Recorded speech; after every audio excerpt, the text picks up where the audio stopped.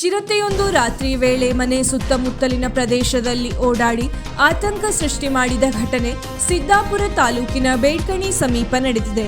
ಕುಂಬ್ರಿಗದ್ದೆಯ ಪ್ರಶಾಂತ್ ನಾಯ್ಕ್ ಅವರ ಮನೆಯ ಸುತ್ತಮುತ್ತ ಚಿರತೆ ಓಡಾಡಿದ ದೃಶ್ಯ ಸಿಸಿ ಕ್ಯಾಮೆರಾದಲ್ಲಿ ಸೆರೆಯಾಗಿದೆ. ಕೆಲ ದಿನಗಳ ಹಿಂದೆ ಸಮೀಪದ ಭುವನಗಿರಿಯಲ್ಲಿ ವ್ಯಕ್ತಿಯೋರ್ವನ ಮೇಲೆ ಚಿರತೆ ದಾಳಿ ಮಾಡಿ ಆತನಿಗೆ ಗಾಯವಾದ ಘಟನೆ ನಡೆದಿತ್ತು.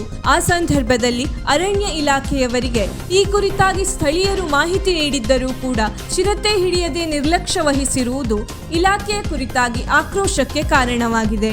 ಸಂಬಂಧಪಟ್ಟ ಇಲಾಖೆಯವರು ಚಿರತೆಯನ್ನು ಬಂಧಿಸಿ ಮೃಗಾಲಯಕ್ಕೆ ನೀಡಬೇಕು ಎನ್ನುವ ಒತ್ತಾಯ ಸಾರ್ವಜನಿಕರಿಂದ ಕೇಳಿಬಂದಿದೆ. ಒಂದು ವೇಳೆ ಚಿರತೆ ಜನರಿಗೆ ತೊಂದರೆ ನೀಡಿ ಪ್ರಾಣಾಪಾಯಗಳು ಸಂಭವಿಸಿದರೆ ಅದಕ್ಕೆ ಅರಣ್ಯ ಇಲಾಖೆ ನೇರ ಜವಾಬ್ದಾರಿ ಎಂದು ಪ್ರಶಾಂತ್ ನಾಯ್ಕ್ ಎಚ್ಚರಿಕೆ ನೀಡಿದ್ದಾರೆ.